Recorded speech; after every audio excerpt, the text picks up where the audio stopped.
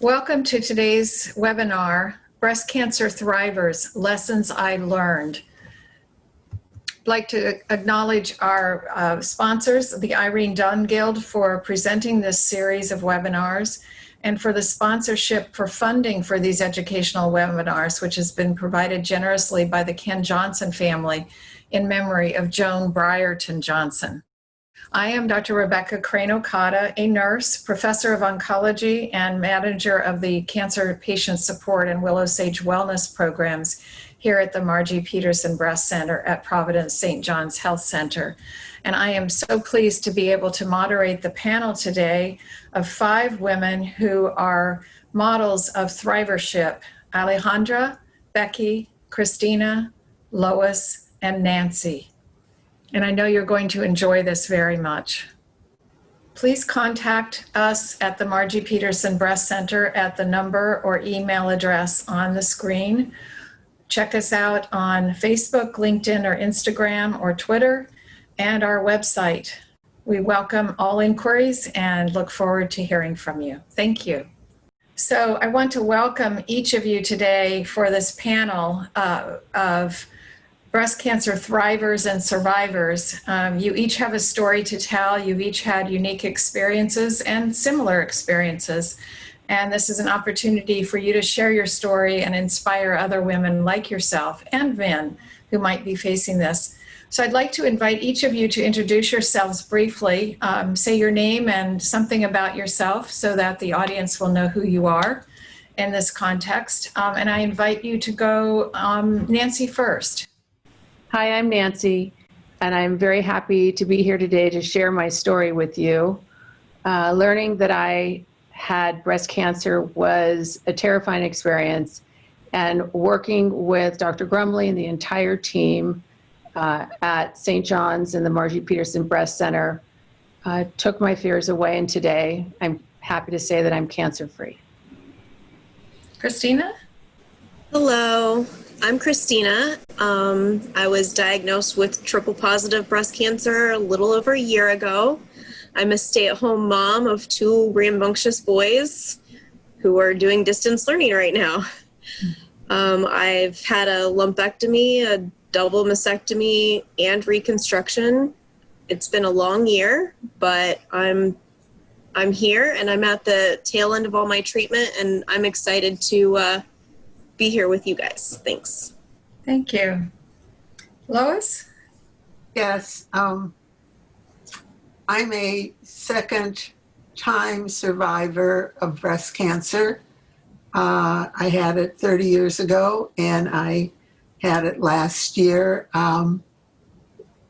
Dr. Grumley was so wonderful to work with, and because of her, she saved my breast, which I was nervous about losing. I'm also happy to be sharing this time with my daughter, Nancy. Thank you. Becky? Hi, I'm Becky, and I'm a 27-year veteran of personal training in the health business, and was very, very surprised to have gone into this journey that we're going to discuss. But luckily, because I have a fabulous GP, he guided me through to Dr. Grumley and the Margie Petersen group all together, and they are just amazing in every way. My particular case, I had found on my own 2 months after a clean mammogram. And I do want to discuss what dense tissue means for women. But in my case, I had gone to all of my regular appointments happily, and surprisingly found a tiny little lump on my own, which turned out to be early stage 1. And I too had a lumpectomy and bilateral balancing of it, which was shocking to me because I had heard story after story throughout my life of people who had bad experiences. And, you know, it's surprising to know how far we've come. And this is an amazing team of doctors. Thank you. And Alejandra? Hello, my name is Alejandra. I was diagnosed about a little bit over a year ago, and I had a surgery a year ago, and I'm cancer-free right now, but I was able to go through all this process because Dr. Gramley's team and all the help that I got from everyone. So thank you. Well, I want to thank each of you for being here today. I'm going to start with a question and just let you speak, whoever wants to speak first. What is something that you learned that you're very glad you learned early on in the breast cancer diagnosis and treatment period that you might have been surprised by, but something that you're very glad you learned so that you could plan your treatment going forward? I will start by saying that I am very glad that I had a mammogram, because they say after a certain age, you don't need them anymore. But if I hadn't had the mammogram, I wouldn't have known that I had had breast cancer again. And who knows what would have happened after that. Very good. I can follow because I too learned about my breast cancer through a routine mammogram. And forever, especially now with my mom, what she just said, I'll always have them. But I think it's such a scary feeling when someone tells you have cancer, that learning that there are treatment options and what those are helped me start to feel less fearful and more comfortable in the steps I was about to take. Because I've been told, my whole life I'd been told every mammogram, which I religiously went to, you have dense tissue, we're going to do an ultrasound. So finally I just started booking them back to back. Well, that's back to back. It's no big deal. It's, I'm doing all this stuff. What do I have to worry about? And then when I saw them back to back, when you have dense tissue, you really have to self-examine because it's only a little bit useful. Still get them, and I will for life, but it is especially important for women who feel like it's not necessary to self-examine, do it. And I wasn't even self-examining. I was just taking a shower. It just happened to be so close to the skin that I was lucky. Well, I can say that I wish, it's not even something that I wish someone had told me, but this is something I wish I had believed, because my fabulous GP knew that whatever my diagnosis was going to be, because he didn't know, whatever it was going to be, I would get the best care possible and the best outcome possible. And so, not believing that and having known lots of women that didn't have good outcomes, I literally mourned my hair and my breasts, thinking, well, I had 56 good years. That's a good run, right? Now I'm just going to be one of those stories, and it'll be surgery after surgery. And Dr. Grumley just allayed all of those fears in the very first appointment, because, you don't find everything out. If you're someone who does end up with surgery, you don't find everything out until after that. So what happened after surgery is I got all of the best answers, almost. There was one question mark, and because Dr. Grumley refused to take yes for an answer, I did turn out, even with clean margins, clean lymph nodes, everything was great, that one of the characteristics was HER2 positive. And she kept sending that out to 3 different labs. Nope, I don't think this is right. I don't know why. It might be unusual for my type of tumor, but she said, unfortunately, that does mean X, Y, and Z. You're going to have chemo, radiation, Herceptin for a year, but it's not going to be as bad as you think. In fact, I think it was Dr. Grumley, but maybe one of the other doctors said, yes, it's cancer, but it's small c cancer. And that just felt way better for me. And when she came into the room the next morning after surgery, and I was afraid to even open the bandage to see, she said, "Oh, stop that right now." And she just forced me in, and it was amazing. It turns out 1 cup size smaller and 2 inches higher just works better on my body. Thank you. Anyone else? For me, it was very comforting how much Dr. Gramley explains to you, and she has drawings, and even if you want to go a different route, she goes like, no, this is what has worked for you. I have done this for many years. And to me, that was very reassuring because I work with doctors. So for her to show me the drawings and for me to take all the drawings home was very easy and comfortable to show my children and my mother. I'd like to share. One thing that I found that I learned was very reassuring for me was that I did have options for treatment and recurrence prevention. And working with Dr. Grumley, and she realized that I was a control type A freak person. So, she gave me my options and I got to make the best choices for me and for my diagnosis and get a little bit of a feeling of I have control over this situation that I did not choose, was great. And to learn that, even though I chose to have a double mastectomy, I didn't have to do that to treat the cancer. That I chose to do that for prevention due to the type I have and my age. And also I got to avoid radiation that way. But it was just nice to know that I had options and she worked with me and we made a plan. And she was always very honest too. And she just said, hey, you're going to have a long year. Be prepared for that.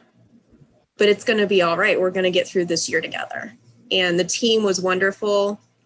And there was even a nurse that I worked with before my diagnosis that works with young women exclusively when they first come into the breast cancer center.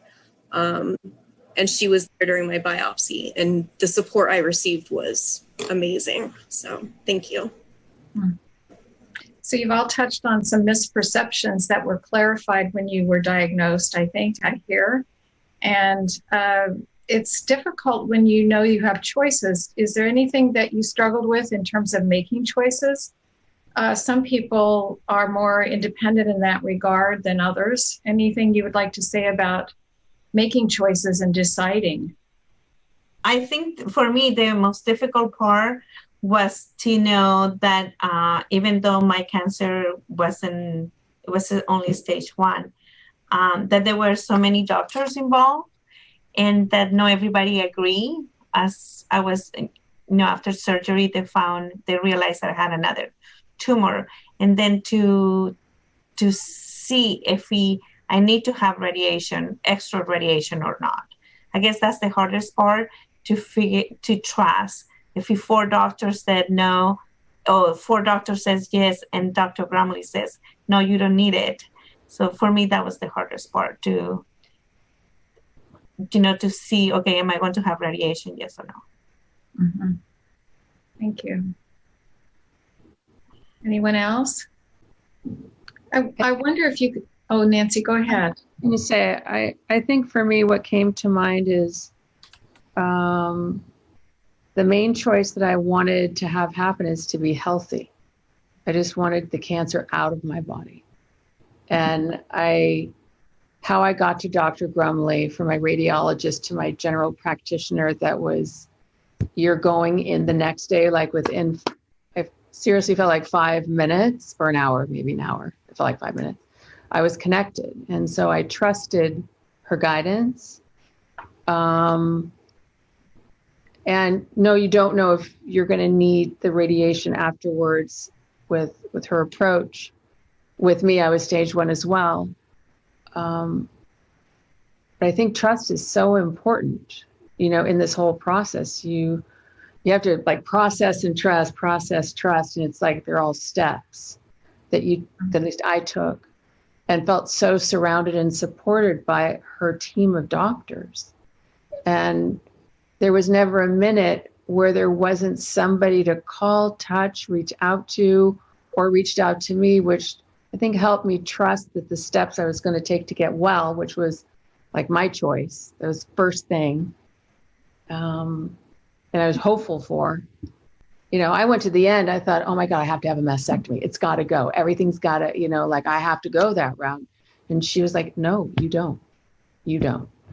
And so I just, yeah, getting healthy and trusting her to guide me was really where I focused. I wonder if you could speak to how your family was involved, either in helping you make your decision and in how your family responded to this experience. And family, I think of as anyone that's close to you. It might be a best friend. But where and how did that impact your decision or your care or your wellness now? I can start by saying that I had a very difficult time in accepting the cancer for me, because a week after I was diagnosed, Nancy was diagnosed. So I didn't think much about me. I kept thinking, well, it's my daughter. And I was so afraid and nervous for her that I never experienced very much from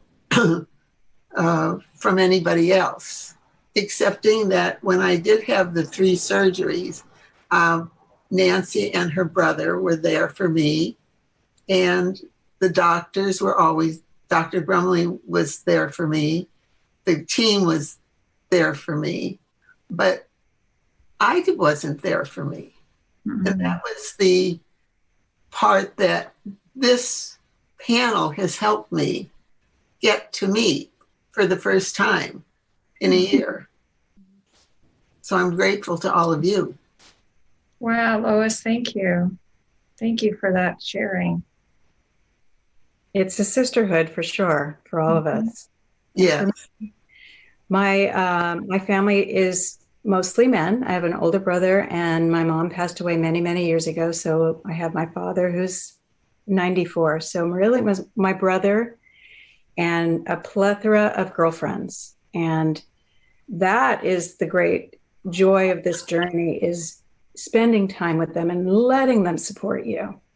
By the way, I'm just going to forewarn you, I'm a weepy person. So when I'm happy, I cry. When I'm sad, I cry. But it was so fun for me to meet up with my brother and have breakfast before chemo every week. You know, those things matter. And you have permission to have that whole day just be about you and not work, and share with friends and family. And girlfriends who said, please let me drive you. Okay. You know, I was so used to just toughing it out. It was a great joy for me. Thank you. Other thoughts? No. I think there is. I mean, it's like it's you know, the family you're born with and the family you choose, right? As we're all saying. And I mean, my mom on the other end here, you know, of course, you know, like I feel like a very much a rock for her. So the minute I heard that she had it, it was all in and about her.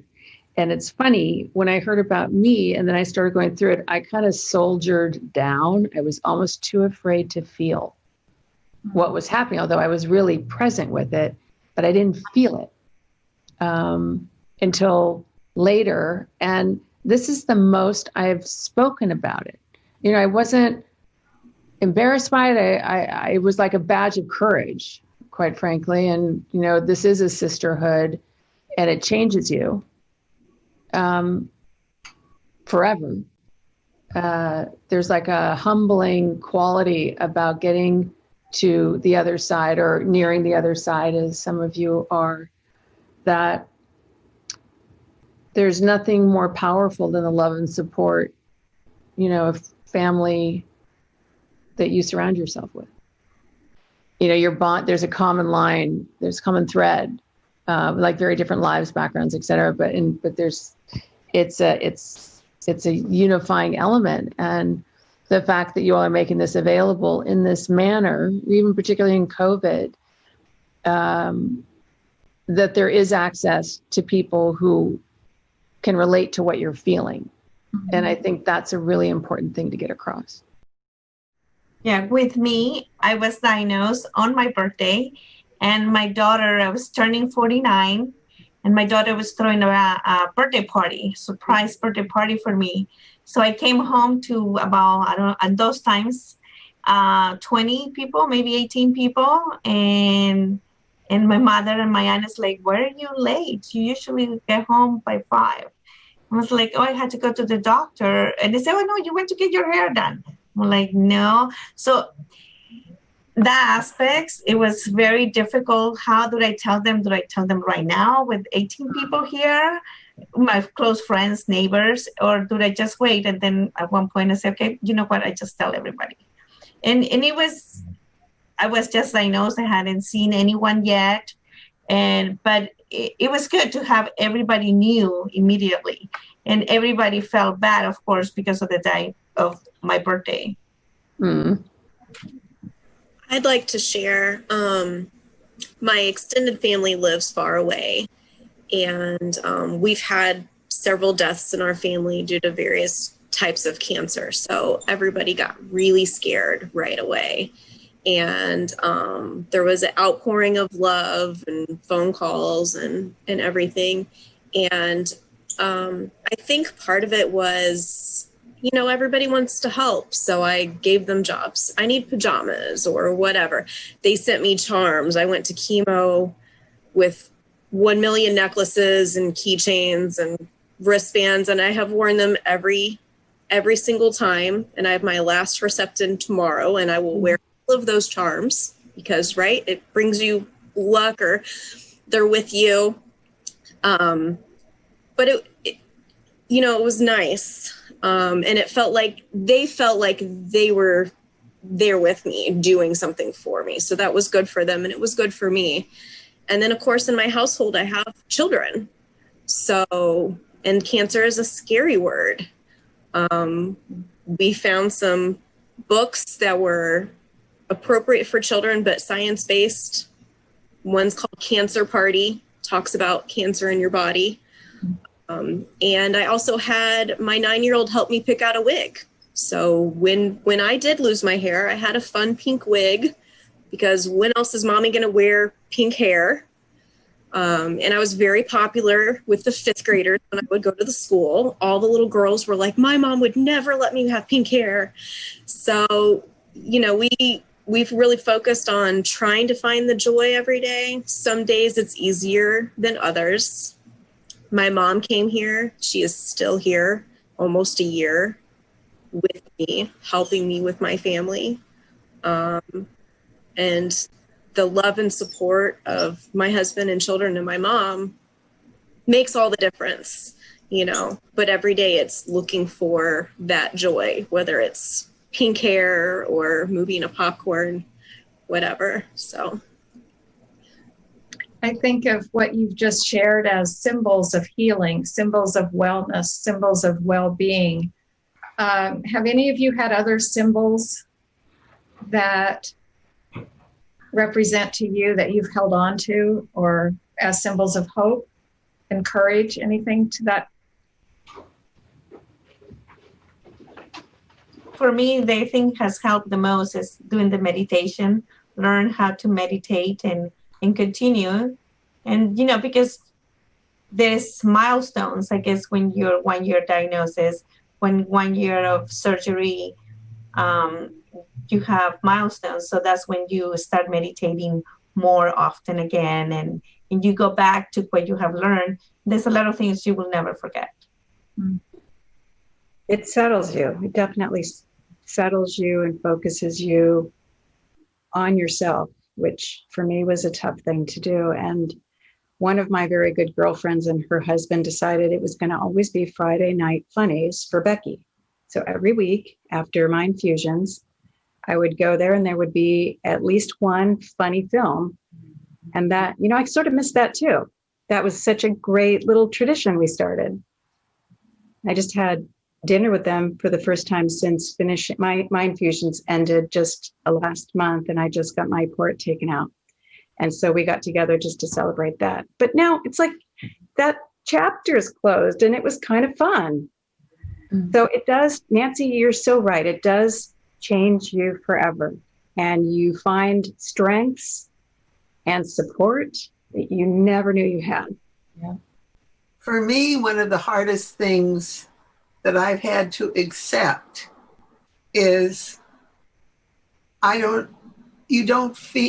did not feel pain or anything. And here I had cancer. And I find it very hard sometimes to imagine that I went through this twice. And I think what helped me a lot was yoga. And my yoga teacher helped me a lot into getting through all of what I was going through. Speaking of what you learned about yourself, what can you share? And some of you have done this in different ways, but can you speak to what you learned about yourself on this journey that might be a new learning, a new discovery about who you are as a woman? I think for me, the adjustment of priorities and learning to put myself and my health and need for rest in front of everybody else in my household, because I'm mommy, I'm wife, and generally I just put myself last because I need to get everybody else through their day and what's going on in their world, scouts or sports or whatever. So that was a big adjustment, and learning to rest and let other people help. And I don't have to sew every costume for theater production or whatever. And it was nice. And going forward, I'm going to have to continue to put myself first in my health and do exercise, walking, meditation, all of those things in order to still be the caretaker that I am. So that was a big learning experience for me. Mm-hmm. And the metaphor is putting the oxygen mask on yourself first before helping others, so that you are there to take care of the others. And if you don't take care of yourself first, you can't be there for the others. Thank you. Others? For me, I learned that I didn't have to know up front everything in life, and that the outcome could be good, even if it's a surprise. That, for me, was a big deal. I'm very prepared. I'm very responsible. I am very professional and a type 1 control freak. And luckily, this team I trusted from the get-go, because they made all the right choices for me. And they, like I said, had weighed some options and sent out my tissue over and over before finally saying, okay, you do have to do this year of treatment. But they didn't want to over-treat. And that was a surprise. You learn when you find the right team and you trust them and you have faith in them, that they're going to do as little as possible. And that's why I believe my outcome was so good. As little as possible in a positive way. Yeah. Mm-hmm. Yeah. Undertreat as much as possible, because what she said to me, Dr. Grumley, was, we can always go back in if we need to. Let's preserve what we can. Mm-hmm. Nancy, did you? Yeah, I was just gonna say. I mean, I'm divorced, single woman, and career professional, and I too had to learn to adjust my priorities. That it was okay for it's like self-care, almost like self-love, self-nurture. I don't typically put myself first, and I'm usually thinking about everybody else's needs ahead of my own. And the healing process, the only way to heal was to pull that back in on yourself and just keep the focus there. And that was hard for me at first. It's hard to hang on to because it's not my natural wiring. But it was such a humbling experience because it's like, I realize that I'm not invincible and I am fragile, and that taking care of me is what's most important at this time right now. And it's such a personal inward thing, but it's so loud. I mean, I'm sure you guys can relate. Like, it's such a loud thing. Like, I'm tired, or just, you just make yourself a priority because it matters. Yeah, I agree. I think learning to be patient, because you have to get so many results, and then you have to wait, and then you have to wait again, and then you have to wait, and then Dr. Grumley calls you, emails you. Everyone is like, you're emailing, like, how much longer do I have to wait for my oncotype? How much longer? It's like, it's okay, it's coming. I need to get another biopsy. That was my situation. And then also she, like, Becky was saying earlier, she doesn't want to overdo it. It's like, no, let's wait. Let's be patient. And that's the hardest thing, to be patient and to learn to stay that way. For me, I think the hard part was accepting the severity of having this cancer again. And truthfully, wondering if it can come back again. Who knows? But I'm still learning how to live with it, actually. I think as Nancy, I believe, mentioned, it's a process. It's a back and forth. It's not a linear get here, do it, and you're done. It's a process of adjustment, I think, over time. It's a back and forth, give and take. I wonder if you could speak to, and a couple of you already have things that have helped you, I think meditation and yoga. And we did talk previously, and fear came up a lot, and finding ways to mitigate the fear. What do you think you have relied on, if you'd like to add to anything you've said before about ways to encourage you to focus on yourself, ways to help reduce the fear? What tools or methods or resources might you want to add that were helpful to you that you might think would be informative for someone else going through this? Trust. Pardon? Trust. Trust. Trust your doctor. We on the panel are so lucky that we were given Dr. Grumley. The first time I had cancer, breast cancer, I had a male doctor. I never talked about anything because it was a male doctor, and I don't think I felt that he got what I was going through. So to me, it was just do the surgery, have the lumpectomy, and go on. And to be able to experience breast cancer the second time with Dr. Grumley and with all of you is trust. because I can relax and discuss myself with people. And some of you, except Nancy and Becky, are total strangers. So we're very lucky to have this opportunity. Very lucky.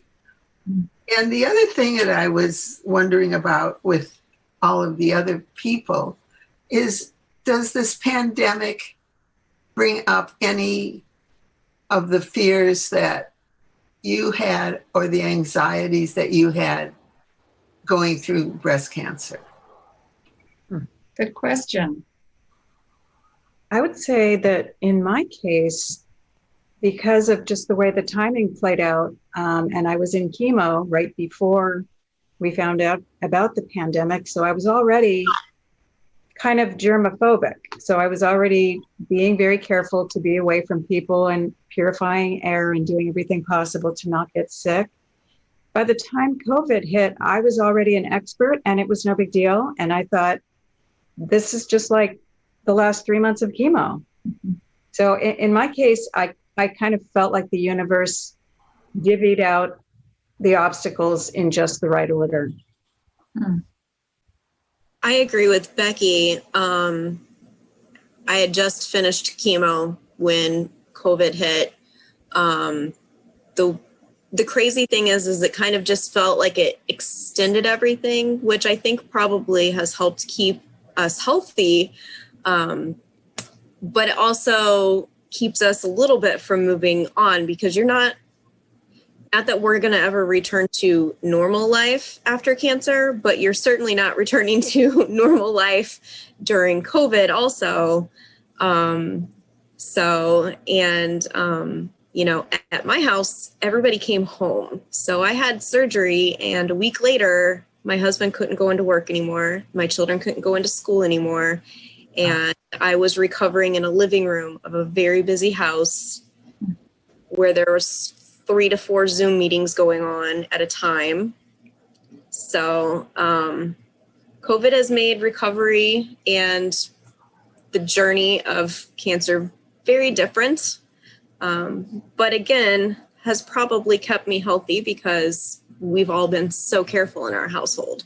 I think for me, because there's so much fear around COVID, and I think as I have this, if I can do something to help myself, A type A, like what can I do? It's like take a walk. I started paying really close attention to nutrition. I work in a health related field, so I really started paying attention to like what supplements do I take, and trying to go down a more holistic approach to healing with the Tao Center of Wellness that I was guided towards through my oncologist, who's also with St. John. And that these were like little things I could do every little bit every day to be mindful of what I'm putting in my body. So hopefully, cancer doesn't come back or illness doesn't happen. Our worlds have gotten very small right now. So it makes me feel like it's proactive steps I can do that are good for me, taking care of me, try to sleep. Just find a little bit of balance. My mom shared something with me that she learned in yoga, where it's like finding the little things that you can do every day that bring you joy. This might sound corny, but I have a couple of amazing cats, and one loves just to jump on my lap in the morning when I have coffee. And it's super early in the morning, and it's like this 30 minutes or 20 minutes, whatever it is, could be 5. But it's like a moment where it's just, I don't know, it's like little joyful things. And that to me, I guess, makes me feel like I have a sense of grounding, a sense of balance, and little things that make me feel good. And I think that helps.